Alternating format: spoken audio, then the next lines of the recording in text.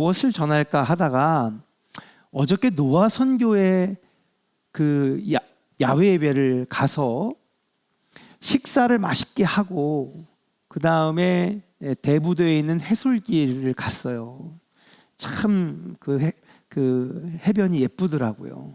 마침 물이 밀물이어서 물이 여기 가득 앞에까지, 식당과 카페 앞에까지 물이 꽉 찼어요. 분위기가 너무 좋아서 우리 신현만 장로님께서 그러면 내가 커피를 대접하겠다.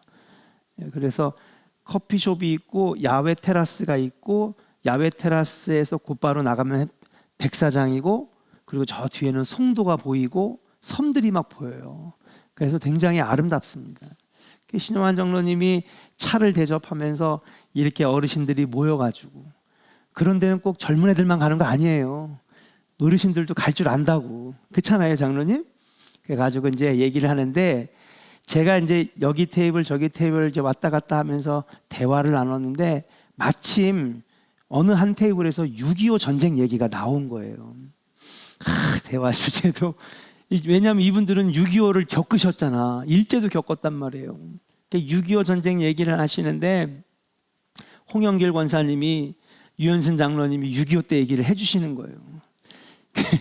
6.25 때 얘기를 들었는데 다 그때 피난 갔잖아요. 다 나무로 피난 갔단 말이에요. 피난 갔다가 이제 다시 그 인천 상륙작전으로 다시 이제 밀고 올라가니까, 메가더 장군과 함께 피난 갔던 사람들이 다 어디로 돌아왔겠어요? 고향으로 돌아왔어요. 고향으로 돌아왔더니 딴 놈들이 가서 자고 앉아있네, 자기 집에서. 딴 사람들이 와가지고 이거 내 집이라고 막 우긴대는 거예요. 그래서 제가 어떻게 했어요? 그랬더니 뭐 어떻게 해요? 같이 살았지. 아이고, 참 신기한 얘기를 많이 들었어요. 그냥 그렇게 살았대요, 그냥. 예. 네 집 내 집이 어디 있냐는 거예요, 전쟁통에. 그러니까 여러분, 전쟁 나면요, 여러분 죽어라고 모아놨던 거 다 그냥 물거품 되는 거예요. 땅이 네 땅 내 땅이 어디 있어? 아무것도 없는 거예요. 그때는 전쟁 나면요, 내 거는 아무것도 없는 거예요. 같이 살았대요. 3년을 같이 살았대. 그러다가 이제 자기들도 불편하니까 짐 싸고 어디 가요? 그랬더니 이제 가려고요. 그래서 가더래요. 뭐 그런 얘기도 하고. 그 얘기를 듣다가 오늘 본문을 정한 거예요. 오늘 본문이 어떤 내용이냐면, 여인이 하나 나와요. 그런데 이 땅에 하나님께서 7년 동안 가뭄을 주신다 그러니까 엘리사가 특별히 사랑했던, 아꼈던 이 여인에게 귀뜸을 해준 거예요. 뭐라 그러냐? 이 땅에 하나님께서 7년 동안 기근과 가뭄을 줄 거다. 스승인 엘리야 때도 3년 반 동안 기근과 가뭄이 있었잖아요. 엘리사 때에도 북이스라엘이 암만 하나님이 그냥 깨닫게 하고 깨닫게 해도 안 돌아서는 거죠. 그러니까는 채찍도 들어보고 몽둥이도 들어보고 그냥 계속해서 좀 깨달아라 이것들아, 좀 깨달아라. 이번에는요 3년 반의 2배인 몇 년? 7년을 준 거예요. 7년을. 근데 이 여인을 너무 아끼잖아요. 믿음의 여인이에요. 그래서 이 여인에게 귀뜸을 해줘가지고 이 여인이 블레셋 지역에 7년 동안 피난 갔었어. 피난 갔다가 여러분, 흉년과 기근과 가뭄이 끝나고 난 다음에 돌아와 보니까, 아까 노아 선교회 때 들었던 얘기처럼 누구예요? 딴 사람들이 살고 있네? 나가라고 그랬더니 여긴 우리 집이라는 거예요. 똑같은 얘기를. 제가 오늘 이 본문을 읽으면서, 야, 어저께 이 설교하라고 어저께 그 얘기를 들려주셨나 보다. 이제 아시겠죠? 그러면 이 여인이 누굴까요? 예? 엘리사가 그토록 아꼈던 이 여인이 누굴까요? 자, 우리 1절을 같이 한번 읽어봐요. 1절 같이 읽어요. 시작. 엘리사가 이전에 아들을 다시 살려준 여인에게 이르되, 너는 일어나서 내 가족과 함께 거주할 만한 곳으로 가서 거주하라. 여호와께서 기근을 부르셨으니 그대로 이 땅에 7년 동안 임하니라 하니. 그래요. 엘리사가 이전에 아들을 살려줬던 여인이래. 여러분, 엘리사가 아들을 살려줬던 여인이 어떤 여인일까요? 왜들 이래요? 이 쉬운 문제를 유장로님, 누구? 그렇죠. 수냄 여인이에요. 수냄 여인. 그래서 이렇게 모를 줄 알고 제가 친절히 설명을 써갖고 왔어요. 자, 수냄 여인이 누구냐? 수냄 여인은요, 엘리사하고 굉장히 많은 사건과 이야기가 얽혀져 있는 인물입니다. 자, 엘리사는 엘리야의 후계자죠. 난 당신을 안 떠나겠습니다. 당신의 능력이 갑절이 임하기를 원합니다. 회오리 바람을 타고 올라가는 엘리야 스승의 발목을 붙잡고 내게 능력을 주시지 않으면 나는 절대로 당신을 놓지 않겠습니까? 그러니까는 엘리야가 뭐예요? 두루마리를 탁 벗어주면서 너에게 갑절의 능력이 임하리라. 그래가지고 엘리야의 후계자가 된 엘리사 선지자, 북이스라엘에서 활동한 선지자였어요. 어느 날 엘리사 선지자가 갈멜산에서 가까운 수넴 마을을 지나가는데 여기에 귀한 여인 한 여인이 이 엘리사가 보통 사람이 아니라는 걸 알아채잖아요. 그 남편에게 막 강권해가지고 이 사람 보통 사람이 아니니 우리 집에 불러가지고 극진히 대접해야 되겠다. 다음에 또 지나가실 때 들르세요 하고 또 지나갈 때 극진히 대접하는 거예요. 그러니까 엘리사가 너무, 여러분, 엘리사는요 북이스라엘과 남유다를 자유자재로 왔다 갔다 했던 두 나라, 우리가 어성경을 배웠지만 어성경 읽어진에 배우면 북이스라엘 선지자 따로 있고요, 남유다 선지자 따로 있었잖아요. 근데 유난히 오직 한 명, 남유다와 북이스라엘을 다 같이 아울었던 여러분, 이 선지자가 엘리사 선지자예요. 보통 사람이 아닌 거죠. 그 가운데 국경 지역이 수넴이었는데 여기를 왔다 갈 때 할 때마다 이 선지자를 극진히 대접함으로 선지자가 체력도 회복하고 마음도 회복하고, 그렇죠? 예, 힘을 얻을 수 있는 그러한 만든 여인이 바로 이 수넴 여인입니다. 나중에는 여러분도 아시다시피 남편하고 의논해서 그러지 말고 아예 여기서 묵었다 가실 수 있도록 여러분 집을 마련해 드리잖아요. 수넴 여인 집에 여러분 꼭대기에다가 잘 차련 작은 집을 만들어 지나갈 때마다 편히 쉬고 가실 수 있도록 해드렸던 여인, 수넴 여인 아닙니까? 이제 기억이 나시나 봐. 그러고 난 다음에 너무 기가 막힌 일이 있었어요. 뭐냐? 수넴 여인이 이렇게 극진하게 잘 대접하고 나중엔 거처까지 마련해 자기를 도와주니까 엘리사 선지자가 뭐라도 좀 해주고 싶었던 거예요. 그래서 수넴 여인이요, 내가 당신에게 뭘 해주기를 원합니까? 아이고 선지자님, 아무것도 해주실 필요가 없어요. 예, 그냥 저는 기뻐서 주의 종을 대접하는 겁니다. 그래도 한번 말해보세요. 괜찮습니다. 그때 눈치 빨랐던 게하시가 옆에서 옆구리 쿡쿡 찔렀단 말은 안 나와요. 쿡쿡 찌르면서 선지자님, 네, 그랬더니 이 집에 아들이 없습니다. 아 그래?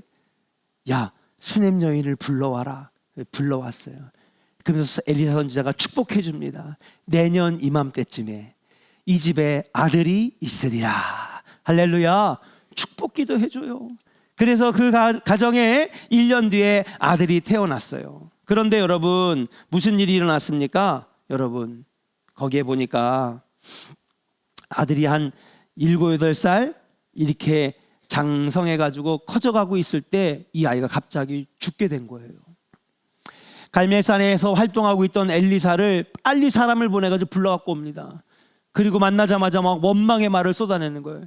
내가 언제 아들 달라고 했습니까? 내가 언제 자식 달라고 했습니까? 그냥 가시지.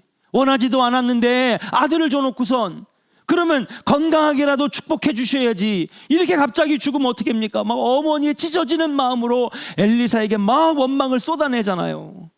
그러니까는 엘리사 선지자가 잠깐 나가 있으라고 하고 그 아이가 누워져 있는 그 위에 엘리사가 올라타서 여러분 기도해 주잖아요. 그리고 다시 나갔다가 다시 들어와 3번 안수하고 기도할 때에 아들이 살았을까요? 죽었을까요? 사는 놀라운 기적이 일어났는 줄로 믿습니다. 이것도 수넴 여인의 가정에 일어났던 사건이에요. 그리고 이제 한참 시간이 지나서 오늘 열왕기하 8장에 넘어오게 되니까 이제 보니까 수넴 여인과 엘리사는요 아주 가까운 사이가 됐습니다. 예, 정말 돌봐주는 그런 마음을 나누는 서로 힘이 되는 그런 존재가 된 것 같아요. 그래서 이번에는 엘리사 선지자가 이 수넴 여인에게 가서 얘기를 해주는 거예요. 하나님이 북이스라엘이 정신 차리고 돌아오게 올 줄 알았는데, 아합 왕이 죽고 하나님 나라가 다시 될 줄 알았는데 여전히 우상과 그리고 죄악에 빠져 살아가는 저 이스라엘들을 정신 차리게 하려고 여러분 큰 가뭄이 들 거라고 한 거예요. 몇 년 동안? 7년 동안이요. 그리고 수넴 여인에게 하나님을 사랑하는 믿음의 여인이니까 어디 가서 7년 동안 좀 피해 있으라고, 그렇게 하면서 이 여인이 여러분 블레셋 땅으로 피난 가 있는 겁니다. 우리 같이 한번 읽어볼게요. 여러분 2절 같이 읽겠습니다. 시작. 여인이 일어나서 하나님의 사람의 말대로 행하여 그의 가족과 함께 가서 블레셋 사람들의 땅에 7년을 우거하다가. 그렇죠. 여러분 가서 7년 동안 우거했다는 것입니다. 7년을 피해 지냈어요. 다른 집들은 다 어려움 당하고 사업이 어려움을 겪고 여러 가지 어려움이 있었는데 이 여인은 그쪽에 가서 피해를 당하지 않았습니다. 가뭄이 끝난 후에 수넴 여인이 이제 집에 돌아왔어요. 와보니까 우리 6.25 때처럼 와보니까 집에 딴 사람들이 살고 있는 거예요. 이건 자기네 집이라고 막 우기는 거예요. 아무리 얘기를 해도 때를 쓰는데 이걸 이길 재량이 없는 것입니다. 그래서 이 수넴 여인이 이거 안 되겠다, 이거 재판을 청구해야 되겠다, 재판을 신청해야 되겠다. 그래가지고 왕에게 상소를 보낸 다음에 왕에게 이거에 대해서 재판이 열어서 당신이 이것을 시시비비를 가려주기를 원합니다 하고 여러분 상소문을 보낸 다음에 재판 신청을 하고 나서 왕궁으로 지금 수넴 여인이 향해 가고 있는 것입니다. 우리 같이 한번 3절을 읽어볼까요? 3절입니다. 시작. 7년이 다음에 여인이 블레셋 사람들의 땅에서 돌아와 자기 집과 전토를 위하여 호소하려 하여 왕에게 나아갔더라. 아멘. 7년이 다음에 돌아왔더니 자기 집과 전토를 뺏긴 겁니다. 그래서 이거 안 되겠다, 왕에게 호소하고 상소를 보낸 다음에 지금 왕이 있는 왕궁으로 가고 있는 것입니다. 이때의 왕이 누구냐 하면 북이스라엘은 여호람이라고 하는 왕이 여러분 북이스라엘을 통치하고 있었어요. 자, 이제 본론의 이야기입니다.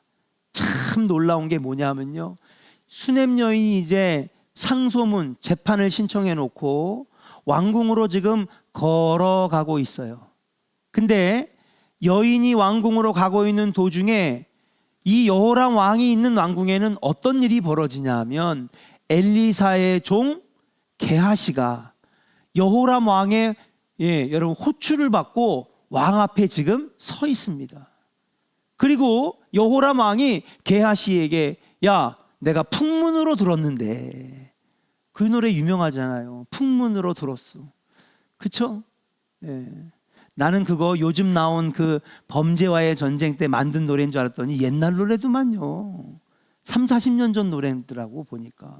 아무튼 너무너무 기가 막힌 소문이 막 너무 많으니까 엘리사에게 직접 들으면 자존심이 상했나 봐. 그러니까는 그의 종 게하시를 불러다가, 야 게하시야, 야 도대체 엘리사라고 하는 사람이 누구냐? 네가 한번 좀 읊어봐라. 그래가지고 왕이 게하시에게 엘리사 선지자의 활약상을 듣고 있는 때였어요.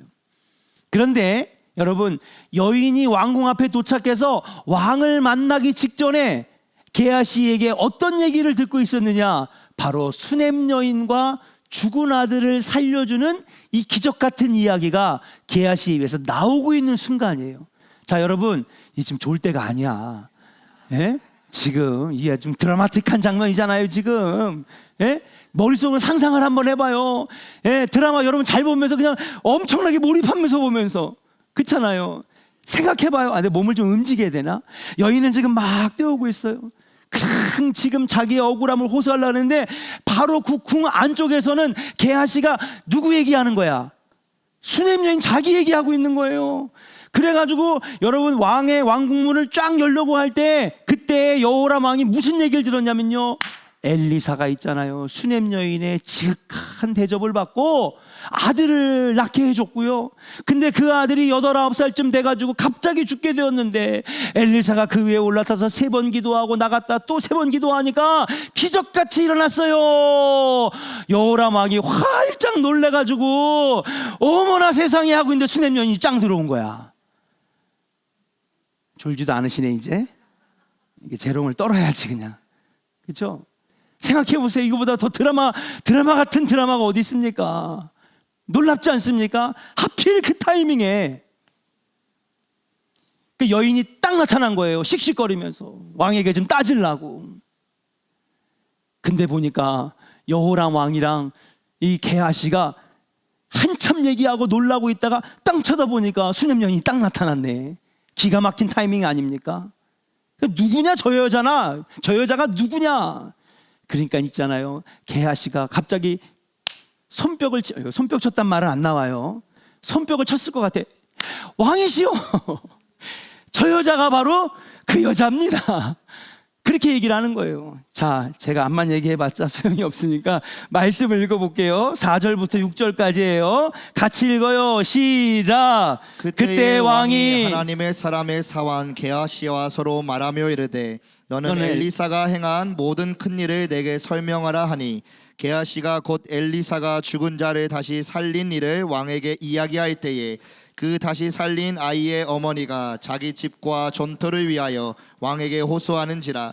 게하시가 이르되 내 주 왕이여, 이는 그 여인이요 저는 그의 아들이니 곧 엘리사가 다시 살린 자니이다 하니라. 아멘. 여기까지요. 맞아요 안 맞아요? 제 설명이 맞죠? 기가 막힌 타이밍 아닙니까? 저도 이 말씀을 읽으면서 깜짝 놀랐어요.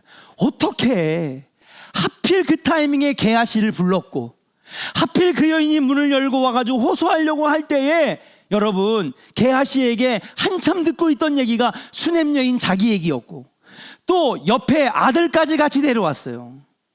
그러면서 내 주 왕이여, 여호람 왕이여, 들으소서. 내가 지금까지 말한 그 수냄 여인이 바로 이 여인이고 엘리사가 살려준 아들이 바로 저 아이입니다. 얘기를 한 거예요. 놀랍지 않습니까? 그러니까 왕은 수냄 여인을 불러서 자세한 얘기를 듣고요, 수냄 여인을 위하여 특별 관리를 임명 붙여줍니다. 그러면서 가가지고 자세하게 조사해 본 다음에 7년 동안 떠나 있을 때 뺏겼던 땅과 전토와 집과 재산을 다시 돌려줘라 하면서 수냄 여인이 뺏겼던 거를 다 다시 찾게 되는 은혜를 입었는 줄로 믿습니다. 저는요 오늘 이 본문을 읽으면서 이런 단어가 생각이 났어요. 참 우리 하나님 섬세하시구나. 참 우리 하나님 세밀하신 하나님이시구나. 예.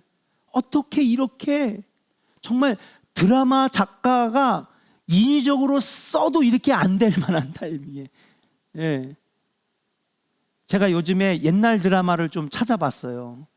정말 어색하기 그지없이 억지 짜맞추기 우연을 정말 많이 집어넣더라고. 근데 이건 그런 드라마나 영화가 아닌 거예요.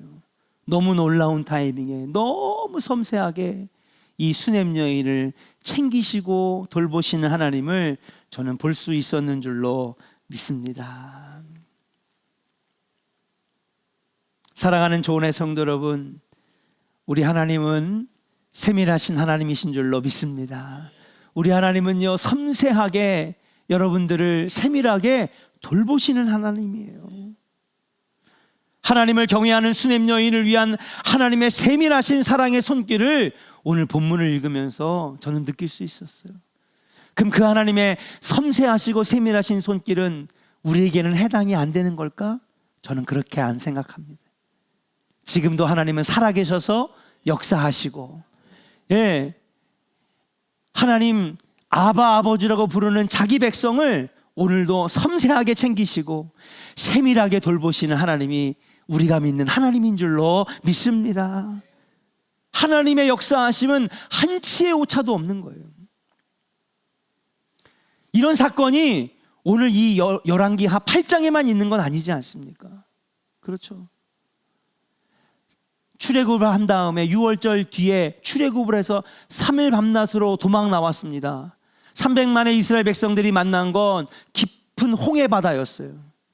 그때에 우리 다 여기서 물에 빠뜨려 죽일 겁니까?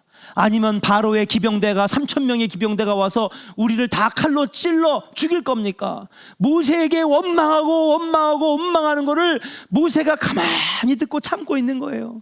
하나님은요, 그때까지 아무런 응답도 안 하시는 거예요. 참 우리 하나님은 짓궂잖아요. 정말 우리는 지금이 필요할 거라고 생각하는데, 지금 뒤에서 사람들이 원망하고 욕하고 모세에게 손가락질하고 우리를 빠뜨려 죽이려고 데려왔느냐, 우리를 기병대 손에 칼로 죽임당하게 죽이려고 데려왔느냐, 원망할 때 그때 하나님 나타나시면 얼마나 좋아. 근데 모세가 정말 필요로 할 때는 하나님은 가만히 계시다가 하나님 때가 딱 되니까 하나님께서 모세에게 말씀하시는 거예요. 너희는 가만히 있어. 내가 어떻게 너희를 위하여 일하는지 보라, 그러시는 거예요. 그러면서 너는 지팡이를 들어, 능력의 지팡이를 들어 홍해를 탁 쳐라고 하니까 어떻게 됐어요? 10m의 물기둥이 쫙 갈라지면서 동쪽에서는 따뜻한 동풍 바람이 불면서 땅이 메말라 300만 명이 쫙 지나갔어요. 바로 끝까지 따라온 기병대가 니넨 다 죽었어 하고 들어왔는데 뭐예요? 다 건너고 나서 여러분 그냥 다 하나님께서 물로 다 덮어버리시잖아요. 하나님은 그때까지 뭐 하신 거예요? 기다리신 거예요. 막 뒤에서 원망하고 모세를 욕하고 죽이자 그러고 막 할 때는 하나님 가만히 계신 이유가 있어. 왜? 그때에 너희들의 힘으로 나온 게 아니라 나 여호와가 너희를 돌보시는 하나님이라고 하는 걸 깨닫게 하시려고, 그 섬세하고 세밀한 하나님께서 그 타이밍에 여러분 홍해를 건너게 하셨다는 사실이에요. 여러분 의심하지 마세요. 어떤 분들은 축복 기도를 받고도 의심하고요, 약속의 말씀을 듣고도 의심하고요. 에이 그냥 내가 마음에 좀 불안함이 있으니까 교회 다니는 거지 뭐. 그렇게 하면 역사도 응답도 기적도 없다라고 하는 사실인 줄로 믿습니다. 성경 곳곳에서 하나님은 섬세하고 세밀하게 돌보시는 그 모습을 우리는 볼 수 있다라고 하는 사실이. 성경에는 이것뿐만 아니라 적세적소에 역사하신 하나님의 손길을 수많이 말씀하고 있다라고 하는 사실이. 오늘 하나님의 섬세하시고 세밀하신 손길이 여러분과 여러분 가정에 여러분 함께 하기를 주의 이름으로 간절히 축원합니다. 우리 한번 옆 사람에게 축복할까요? 우리 하나님은 섬세하신 하나님, 세밀하게 돌보신 하나님. 믿으시면 아멘. 아멘입니까? 자, 그러면 어떤 자들이 하나님의 세밀하신 돌보심을, 섬세하신 여러분 돌보심을 받을 수가 있느냐?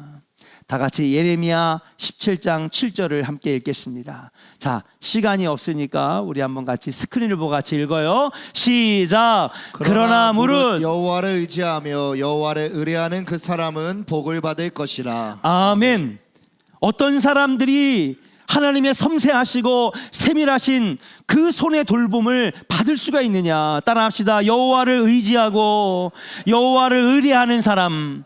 믿으시면 아멘. 흔들리지 마세요. 의심하지 마세요. 오늘 이 약속의 말씀을 받았다면 그렇게 하면 됩니다. 그러면 지금 내가 원하는 때에 지금이 그 타임인 것 같은데 하나님이 침묵하실 때가 있단 말이에요. 그때는 아직 하나님의 때가 아닌 거지.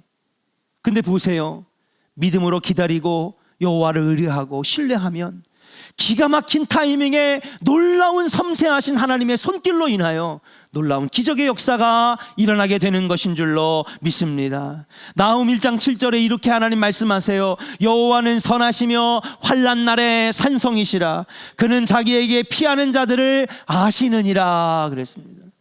다윗은요 시편에서 뭐라고 했냐면 하나님은 나의 앉고 일어섬을 아시고 나의 아픔과 괴로움도 아시는 분이시고 그야말로 나의 산성이시요 피할 바위가 되시며 나의 방패가 되신 하나님이라고 고백하고 있잖아요. 사랑하는 여러분, 여호와를 의뢰하고 흔들리지 말고 신뢰하시기를 주의 이름으로 간절히 축원합니다. 내 마음은 지금 조급하고 두려워하고 떨고 있지만 기다려보세요. 믿음으로 기다려보세요. 하나님 고쳐주실 때가 있고 하나님 살려주실 때가 있고 하나님 역사하실 때가 있다라고 하는 사실을. 중국 내륙의 선교사였던 허드슨 테일러라고 하는 사람, 선교사죠. 근데 이 너무 유명하잖아요. 여러분 세계사 책에도 이 허드슨 테일러가 나옵니다. 그래서 뭐 중국을 제일 먼저 발견하고 또 찾았던 이탈리아 사람이 있지만은 이 허드슨 테일러는요, 여러분 개신교의 선교사입니다. 평생 내가 중국 땅에 선교하기로 헌신했습니다. 그래가지고 중국 땅으로 넘어갔는데 점점 사역이 커지는 거예요. 근데 협력자와 선교 지원이 너무 턱없이 부족했습니다. 점점 선교의 사역은 커져가고 여기저기에 막 교회를 세우고 신앙 공동체, 기도 공동체를 막 세우는데 함께할 조력자들이 없고, 무엇보다도 중국어가 어려워요, 쉬워요? 어려워요. 굉장히 어렵단 말이에요. 문혜린 그래 안 그래? 중국어 어려워? 아, 너한텐 쉬운가 보다. 중국어 어렵잖아, 그죠? 어려운 것 같아요. 그러니까는 여러분, 이 영국의 허드슨 테일러가 이게 언어의 장벽도 있고 자기를 지원해 주는 데도 없고, 그 나중에는요 너무너무 이 부담이 커가지고 신경쇠약에 걸렸대요. 나중에는요, 야, 사역 못하겠다, 짐을 싸기 시작합니다. 뭐 하려고? 돌아가려고. 포기하고 돌아가려고. 그냥 내가 영국 땅에 가서 거기서 그냥 일반 목회나 해야 되겠다. 난 너무 지쳤어. 난 힘들어요. 하나님, 더 이상 못할 것 같아요. 그렇게 짐을 하나씩 싸고 있던 어느 날 밤에 갑자기 기도하고 싶은 마음이 생긴 거예요. 그냥 눈물로. 그게 무슨 기도겠어요? 흐느끼는 거지. 왜? 실패하고 돌아가는 거잖아요. 열매를 못 거두고 뭔가 이뤄내놓고 내 사역의 뒤를 이어갈 여러분 후임자도 못 세워놓고 그냥 중국 땅을 버리고 가니까 그 선교사의 마음이 얼마나 찢어집니까? 난 이렇게 실패하고 끝나는 건가? 난 이렇게 실패하면서 내 선교는 끝나는 건가? 그냥 흐느끼면서 막 울고 있는데 하나님께서 갑자기 요한복음 15장의 말씀을 생각나게 하시는 거예요. 이 말씀이 무엇이냐? 나는 참 포도나무요 너희는 가지니 너희가 나를 떠나서는 살 수 없느니라 라는 말씀이 하나님의 음성으로 들려오더라는 거예요. 그때 흐느껴 울고 있던 허드슨 테일러의 마음에 여러분 감동이 찾아왔어요. 은혜가 막 밀려오는 거예요. 맞아, 주님은 포도나무고 나는 가지인데 그냥 주님께 맡기고 여호와를 의뢰하면 주님이 물도 공급해 주시고 영양분도 공급해 주시고 광합성 해가지고 여러분 필요한 것들을 다 공급해 주실 텐데, 가지인 내가 물도 끌어당기려고 하고, 가지인 내가 영양분도 공급하려고 하고, 가지인 내가 그거를 다 하려고 하니까 내가 지치지, 내가 쓰러지지. 그 말씀을 들으면서 이 허드슨 테일러가 깨달은 거예요. 기도를 마친 다음에 짐을 다시 다 풀었어. 안 가. 하나님께 맡기자. 하나님 주신 말씀이 있으니 하나님을 의지하고 여호와께 맡기면 그가 나를 도우실 것이다. 할렐루야. 그리고 그냥 여호와께 맡기고 했는데 그 뒤로 12년을 더 선교하다가 여러분 그 허드슨 테일러의 선교 보고에 감명받은 영국과 미국의 수많은 선교사들이 중국 땅을 향해 여러분 수백 명의 선교사들이 여러분 착륙하기 시작해가지고 배를 타고 넘어오고 걸어서 넘어와서 여러분 중국 땅에 선교의 문이 활짝 열려지게 되었는 줄로 믿습니다. 사랑하는 여러분, 여호와를 의뢰하고 여호와를 신뢰하고 여호와께 맡기는 자가 되시기를 주의 이름으로 간절히 축원합니다. 그러면 수넴 여인을 섬세하게 돌보셨던 하나님, 다윗을 세밀하게 인도하셨던 하나님, 허드슨 테일러를 다시 힘이 나게 하고 선교의 열매를 맺게 하셨던 그 하나님께서 여러분들의 삶을 섬세하게 세밀하게 만져주실 줄로 믿습니다. 그러면 하나님을 의뢰하고 여호와를 의뢰하는 것은 무엇일까? 그것이 바로 하나님께 맡기는 거예요. 따라합시다. 하나님께 맡기는 것입니다. 그래요. 수넴 여인 하나님께 맡기는 신앙. 아브라함도요, 여러분 하나님께 맡긴 거 아니에요. 아비 친척 본토 다 버리고 하나님께 내 인생 맡겼더니 하나님이 아브라함의 인생을 복되게 하셔서 너가 밟는 모든 땅 내게 주리라. 너가 보는 동서남북 다 내게 주리라. 네가 가는 곳마다 모든 민족이 복을 받으리라. 여러분, 말씀대로 이루어졌는 줄로 믿습니다.